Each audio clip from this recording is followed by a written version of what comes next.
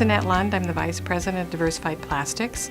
We're a contract manufacturer specializing in custom injection molding. We work with some medical device customers where we do some assembly for them in our Class 8 clean room. We're also working with lithium-ion batteries, aerospace, avionics, and defense.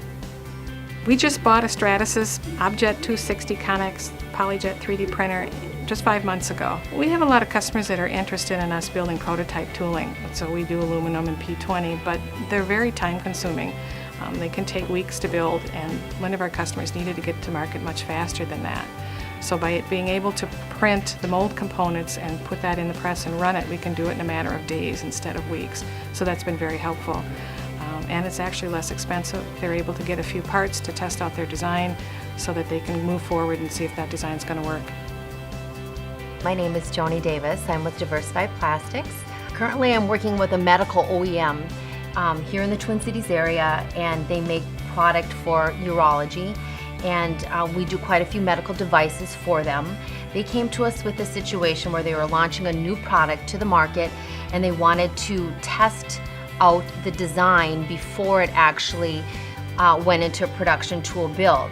Working with the medical industry, there's a lot of materials that are specifically approved by the FDA.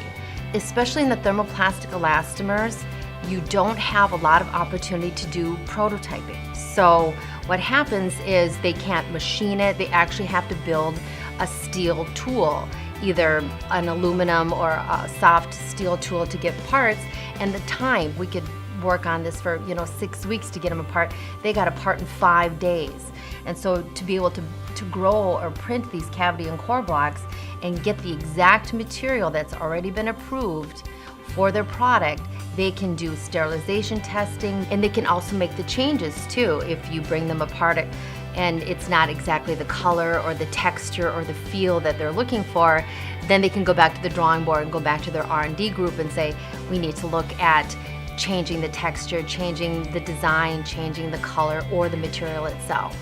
When we're looking at comparing costs between the 3D printed cavity and core blocks versus AP20 tool steel, which we would usually use in a prototype process, printing the product, we have an existing mold frame for this particular core block and cavity is about $1,800. If we were going to do it in the P20 tool steel, it would be closer to $10,000. We have found with experience that it is the way to go, especially on a thermoplastic elastomer.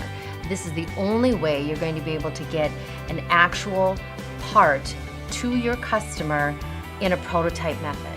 We're excited about the whole PolyJet technology for TPE, polyethylene, polypropylene. It's an excellent way of getting product to market very quickly.